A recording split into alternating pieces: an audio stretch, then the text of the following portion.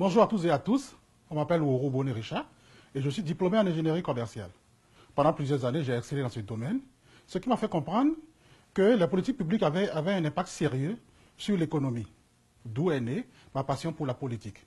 J'ai dû retourner à l'université pour apprendre les sciences politiques, ce qui me permet aujourd'hui d'avoir un avis plus prononcé sur toutes les thématiques liées à la politique en général et les enjeux sociétaux.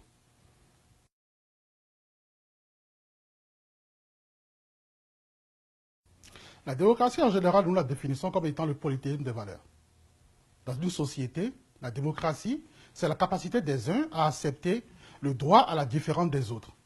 Quant à la démocratie politique, elle est la dictature d'une majorité sur une minorité formellement consentante, mais idéologiquement opposante. La démocratie suppose l'adhésion de tous aux règles du vivre ensemble consenti.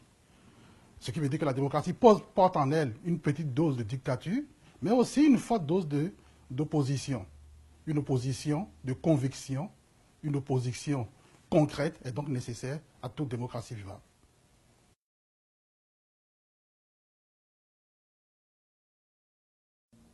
La gouvernance en Afrique s'améliore et c'est plutôt une bonne nouvelle. Toutefois, il résiste encore des poches de mauvaise gouvernance. Quant à moi, je pense que la mauvaise gouvernance, c'est la démission collective de l'ensemble de la société quant à l'exercice de leur pouvoir. Une lecture compréhensive de Montesquieu relative à la séparation du pouvoir me permet d'annoncer que la rigidité des pouvoirs, la séparation des pouvoirs n'est pas la rigidité des pouvoirs, mais c'est plutôt que les pouvoirs sont diffus à travers la société, de façon à ce que, de sa position, chacun de nous détient un pouvoir qui permet de contraindre celui de l'autre, ce qui crée l'équilibre.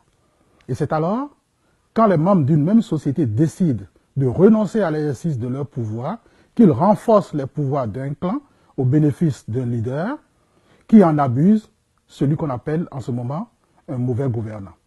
Un président seul ne peut ni créer la prospérité pour tous, ni la misère pour tous.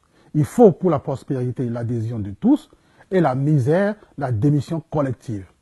Je me refuse, comme à mes précédents, de m'employer à dénoncer seulement les mauvais gouvernants, mais plutôt à m'employer à dénoncer les appareils de mauvaise gouvernance.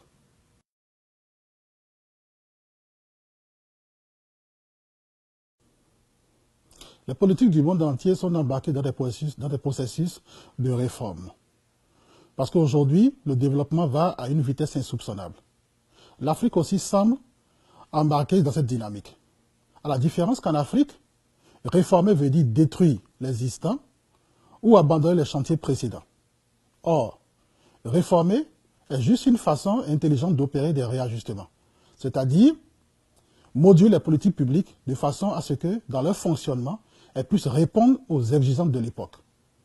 Pour ce faire, il faut concevoir les politiques publiques de façon à renforcer les valeurs quantitatives des politiques publiques pour faciliter leur évaluation, puisque, qu'elle soit une réussite ou un échec, les politiques publiques engendrent d'autres problèmes.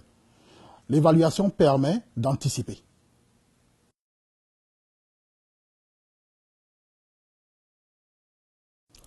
La jeunesse doit innover. Elle doit se soustraire à cet effet du paternalisme politique. Nous sommes aujourd'hui engagés dans un processus de développement qui l'implique directement. J'ai l'intime conviction qu'à l'heure où je fais ce message, toute personne ayant 60 ans ou plus ne doit plus être éligible à un poste sélectif.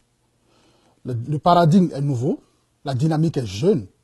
Il faut des dirigeants et des leaders de nouvelles générations pour conduire, proposer, exécuter et concevoir des politiques nouvelles au profit de notre génération. La jeunesse, c'est l'audace de s'exprimer, l'audace de concevoir son avenir, l'audace de réaliser ses ambitions. Aux côtés de cette jeunesse, mon engagement sera total. Je suis prêt pour m'engager aux côtés d'une jeunesse qui n'a pas d'excuses, mais qui n'a que des engagements.